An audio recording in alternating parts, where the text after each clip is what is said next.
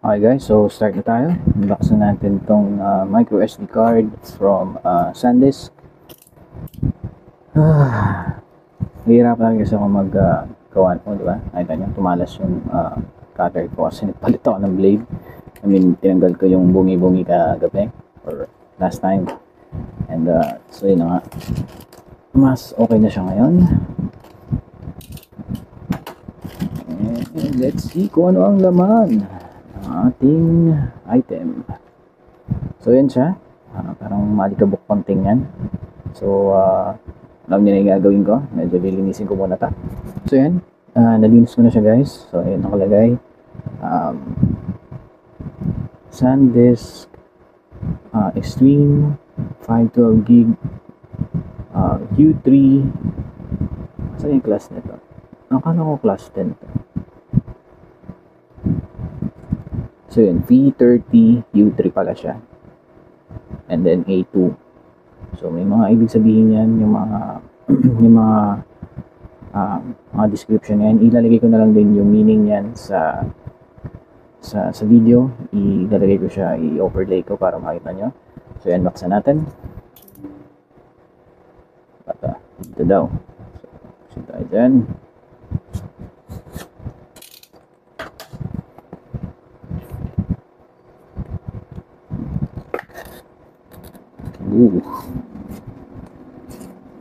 So ayan na yung video na yung memory card, which is again 512 gigs. So ayan siya guys, balatan ko na, may kasama na siyang adapter. Ang buong akala ko talaga is U10 to or class 10, pero tama naman yung V30, so okay na din yan. So ito yung adapter niya. If ever gusto nyo ipasok sa laptop para makita nyo kung gumagana ba, or kung makita nyo kung gaano kalaki yung memory, or gusto nyo mag-delete ng file sa laptop rekta, pwede, connect na natin sa laptop. So there. Muntik pang mag-epic fail ang aking recording. So anyway, yun, lagay ko muna sa phone and share ko na lang yung screenshots and proceed. Okay guys, so ito yung screen recording ng aking phone. So right now nasa my files ako, and so yan, nakikita nyo na yung storage ko sa internal is available na lang, or ang use is 88. So kulang ko lang na ilang gigs na lang yan, parang less than 20 or more.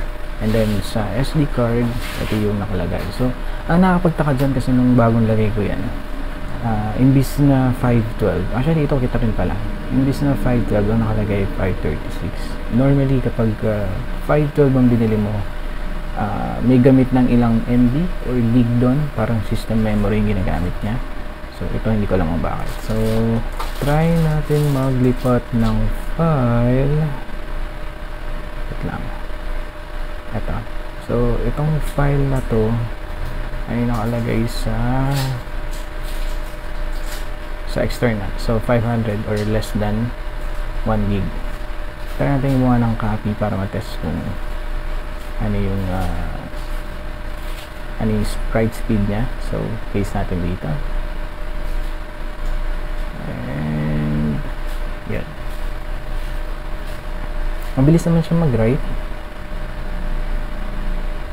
So yan, stable naman din.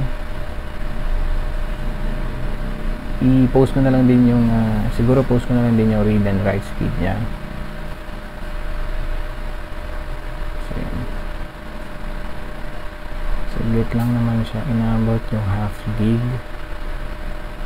Again, coming from memory card to papuntang internal. So ito naman, try natin mag-copy ng file from internal with half gig na size papuntang memory card. So ayan, try natin. So parang lumalabas na mabilis yung write speed niya kaysa sa read speed niya, kasi yung kanina parang papuntang SD card to internal is read speed, binabasa niya yung file from SD card papuntang internal. Ito naman from internal, sinusulat niya papunta sa SD card. So yun, mas mabilis yung write speed. Anyway, so yun yung simple demo niya. Ano pa ba? Ipakita ko sa inyo. So delete na natin yan kasi ang dami naman akong file. So delete tayo sa internal. Saan ba nilagay yan? Amiibo, no? Yan. Okay, so yan yung itsura niya sa memory card. And so balik na tayo sa main cam. So yun guys, tapos na natin ayusin ilagay yung memory card sa phone. Right now, lahat ng sinisave na video ng native camera ko sa SD card na pupunta.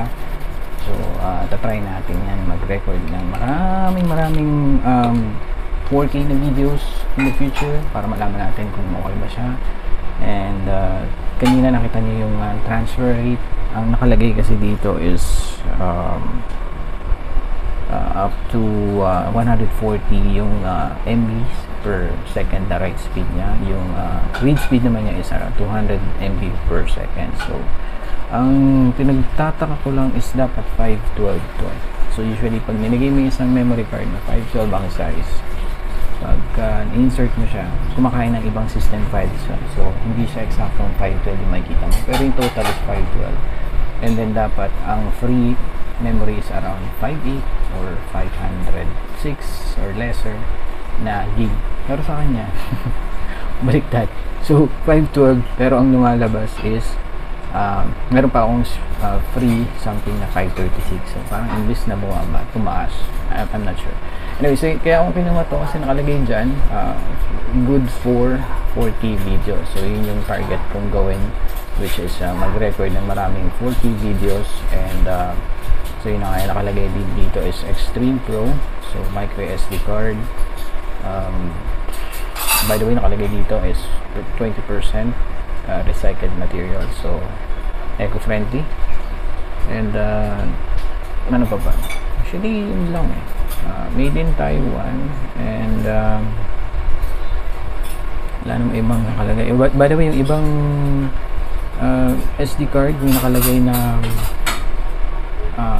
parang magnet and shockproof. Ito ang kanyang ano is details lang is waterproof and temperature proof and shockproof, tapos x-ray proof. So not sure if nakikita niyo yan. Tingnan natin. If not, i-picture ako na lang din, tapos i-flash yung sa screen para makita nyo. So yun na nga. I hope nakatulong yung video. And balitaan ko na lang kayo kung legit ba siya and nagana. And again, thank you so much sa panonood. Thank you for watching. Please like and share. Lagay ko na lang din yung link ng item and yung Shopee store sa description. By the way, yung price nga pala nito is originally is 1.4, pero since nakasave sila, nakuha ko ng mga 460. So again, as pay later after a month. And again, thanks so much for watching. Bye.